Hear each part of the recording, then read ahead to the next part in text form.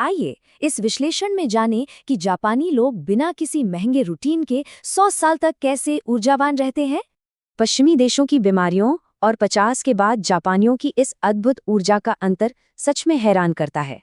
Harvard और Stanford के मुताबिक इसका असली राज बस 6 बेहद आसान दैनिक आदतों में छिपा हुआ है। सबसे पहली आदत है शैम्पू।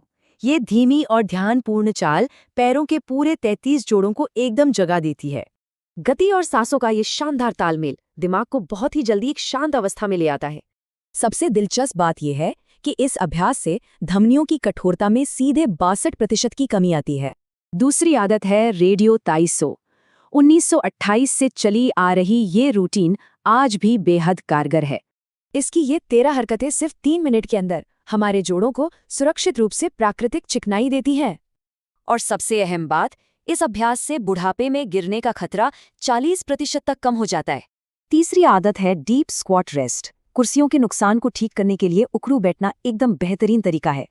इस तरह बैठने की आदत से बुढ़ापे में दूसरों की मदद लेने की जरूरत 70% तक घट जाती है। चौथी आदत है रोजाना बस 30 सेकंड तक एक पैर पर खड़े होना। ये संतुलन के लिए बहुत जरूरी है। इससे दिमागी संतुलन बढ़ता है और बुढ़ापे में हिप फ्रैक्चर का खतरा 68% तक कम हो जाता है। पांचवी आदत है फ्लोर सिटिंग ट्रांजिशन। बिना हाथों के सहारे जमीन पर बैठना और उठना एक शानदार जापानी तरीका है। ऐसा करने से मोटर प्लानिंग बेहतर होती है और इसका सीधा संबंध लंबी उम्र और कम मृत्यु दर से है। और छठा रहस्य है तेनुगुई हाबेकी। एक साधारण तौलिए का इस्तेमाल करके किया जाने वाला ये बेहद आसान ट्विस्ट है। एक बहुत बड़े अध्ययन ने 2 मिनट के इस आसान स्ट्रेच को जीवन के 7 अतिरिक्त सालों से जोड़ा है।